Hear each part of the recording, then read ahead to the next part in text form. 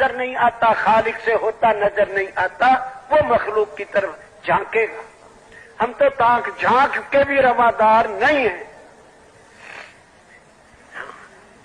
ہم تو ایک امت ایسی بنا دینا چاہتے ہیں جو محنت میں نبیوں والا طریقہ زندہ کرے، دعوت میں نبیوں والا طریقہ زندہ کرے، اللہ کی طرف بلانے والی بنے۔ سورہ یاسین والے آدمی نے اتنا کہہ دیا، یا قوم اتبعوا المرسلین، ان رسولوں کا اتباع کر لو۔ قوم نے اسے شہید کر دیا۔ اللہ کے نبی کہتے ہیں یہ صدیق تھا اپنے وقت کا۔ اللہ نے قرآن میں سورہ یاسین شریف میں اس کا ذکر کیا۔ ہم یہ کہہ رہے ہیں ہم سارے مل کے لوگوں کو اللہ کی طرف بلاویں، امام الانبیاء والی محنت کریں،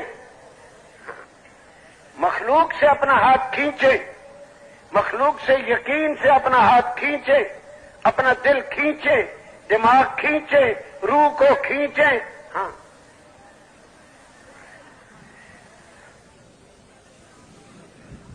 فرعونی قوم کا ایک آدمی مسلمان ہو گیا، اپنا اسلام چھپایا ہوا تھا، فرعون کی مجلس میں آتا جاتا تھا، فرعونی قوم کا آدمی تھا۔ فرعون نے کہا میں موسیٰ کو قتل کرتا ہوں، اب یہ برداشت نہ کر سکا، اس نے زوردار بیان دیا اسی مجلس میں، بادشاہ کے سامنے للکار کے بیان دے دیا۔ اللہ نے اس مومن کے نام کی قرآن میں سورہ مومن اتاری، 24واں پارہ، 2 رکوعوں میں اس کا بیان قرآن نے سنایا ہے۔ آدھے پارے کی صورت امام الانبیاء کے ارشاد سے معلوم ہوتا ہے یہ بھی اپنے وقت کا صدیق تھا، نبیوں سے نیچا درجہ صدیقین کا ہوتا ہے۔ اور تیسرا حضرت ابو بکر کو بھی آپ نے صدیق فرمایا۔ 3 شخصیات کو امام الانبیاء نے نامزد صدیق کہا ہے۔ یہ ہے ایمان کی دعوت دینا، اس پہ اللہ کو اتنا پیار آتا ہے۔ اصحاب کہف نبی نہیں تھے، بادشاہ کہتا تھا مجھے رب مانو، انہوں نے کہا کہ یہ ہمیں قتل کرائے گا، اپنا ایمان بچانے کے لیے نکل گئے۔ اللہ نے قرآن میں سورہ کہف اتاری، اس میں ان کا بیان کیا، ان کی تعریف کی۔ امام الانبیاء نے ہر جمعے کو وہ سورت پڑھنے کی ترغیب دی، ہر روز سورہ یاسین پڑھنے کی ترغیب دی کہ ان میں ان بندوں کا ذکر ہے، اور بھی ہے چیزیں، ان کا ذکر ہے جنہوں نے اللہ کی طرف بلانے والوں کی مدد میں کلمات کہے۔ اب سوچنے والی بات یہ ہے، اس نے کہہ دیا ان رسولوں کا اتباع کر دو، تو اللہ نے قرآن میں سورہ یاسین میں حکم دے دیا جو نبیوں والے کام کو اپنا کام بنائے، رات دن اپنی محنت بنائے، اپنا مقصد بنائے، نبیوں کی طرح لوگوں کے پیچھے مارا مارا پھرے، ان کو ایمان کی مجلسوں میں لائے، تعلیم کے حلقوں میں بٹھائے، ان کو ذکر و عبادت پہ لائے، خدمت گزاری پہ لائے، اخلاص پہ لائے، اچھے اخلاق پہ لائے، اس کو اللہ کے ہاں سے کیا ملے گا یہ خود سوچ لو۔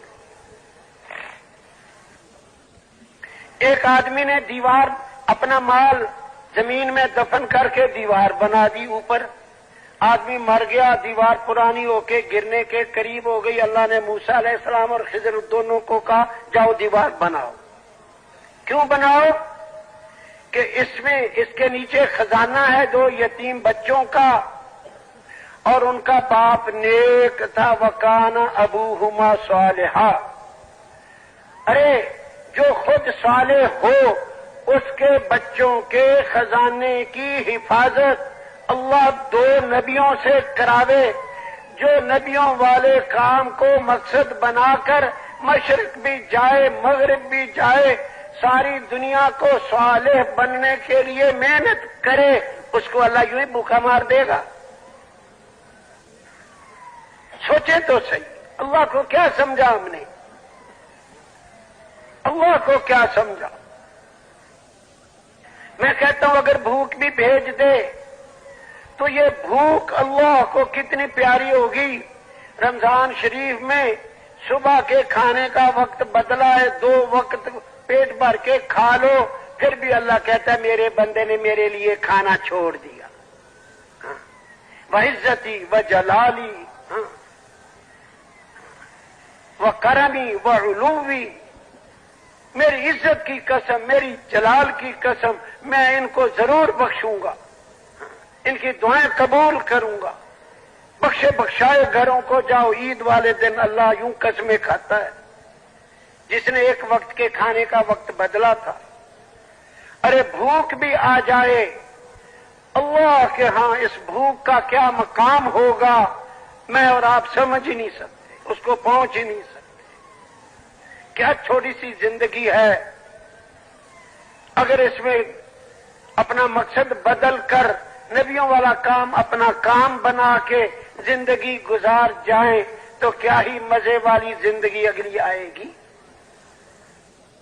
جو نبیوں کی اطاعت کرے، اللہ کی اطاعت کرے، رسول صلی اللہ علیہ وسلم کی اطاعت کرے، وہ قیامت میں ان کے ساتھ ہوگا جن پر اللہ نے انعام کیا، من یطع اللہ والرسول فاولئک مع الذین انعم اللہ علیہم من النبیین والصدیقین والشہداء والصالحین وحسن اولئک رفیقا۔ اطاعت 2 قسم کی ہے، آج ایک قسم کی اطاعت یاد رہی، دوسری ہم بھول گئے۔ ایک ہے عبادات میں اطاعت، نماز ویسے پڑھیں جیسے اللہ کے نبی پڑھتے تھے، روزہ ویسے رکھا، کھانا کھایا، پانی پیا، لباس، شکل شباہت، سونا اٹھنا، ایک یہ اطاعت ہے۔ اور ایک اطاعت ہے مقصد میں، ساری دنیا میں آپ نے دین کیسے پھیلایا، دین کی خاطر، دین پھیلانے کی خاطر کیا کیا قربانیاں دے گئے، مشرق مغرب شمال جنوب پھیلے، ایک ایک کے پیچھے پھرے ہیں، اور کتنا پھرے ہیں، بے تاب ہو کے پھرے ہیں، دیوانہ وار پھرے ہیں۔ ایک ہے اس میں اطاعت، نبی کا اتباع عبادات میں بھی کریں گے، مقصد میں بھی کریں گے۔ مقصد میں اتباع کرنے ہی سے تو ساری دنیا میں دین آتا ہے۔ صرف عبادات میں اتباع کر لیا، تھوڑے دنوں میں یہ عابد فوت ہو گیا، سیٹ خالی ہو گئی۔ اسی لیے تو آج ساری دنیا میں بے دینی ہو رہی ہے کہ نبی علیہ السلام کی اتباع مقصد میں چھوڑ دی ہم نے۔ وظیفے سنت والے کرتے ہیں، رات کو آیت الکرسی پڑھی، سورۃ ملک پڑھی، تسبیحات فاطمہ پڑھی، صبح کو اٹھے اور تہجد پڑھی، اور سنت کے مطابق وضو، مسواک اور اشراق، سنت کے مطابق کھانا، اور اس کے بعد چل اپنے کاروبار میں لگ گئے، مال کمانے میں لگ گئے۔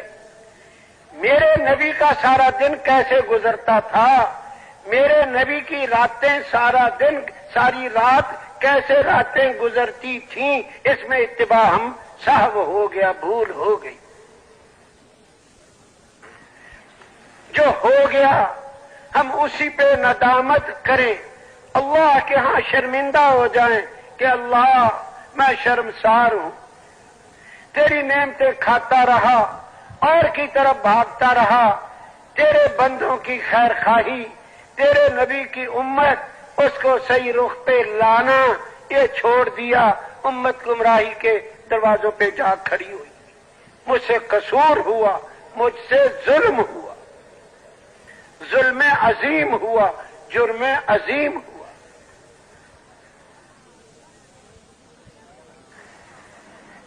پیارے بھائیوں، میں بھی سوچوں، آپ بھی سوچو، کیا ہمیں یہ زیبا ہے؟ بڑے درد سے ہے آج امت کے پاس نفلی وظائف کے لیے وقت ہے، انسانیت کو فرائض پہ ڈالنا، ایمان کی طرف کھینچنا، جو کفر کے قریب پہنچ گئی، اب اگلا قدم اٹھایا تو گیا کفر میں، ان کو کھینچنا ہم بھول بھال گئے۔ حالانکہ مفتیوں سے پوچھو، ایک آدمی فرض نماز پڑھ رہا ہو، اس کے سامنے اندھا کنویں میں گر رہا ہو، اسے پتا ہے کہ وہ کنویں کی بالکل برابر جا رہا ہے سیدھ میں، اگر میں نماز پڑھتا رہا تو وہ کنویں میں گر کے مر جائے گا۔ مفتیوں سے پوچھو نماز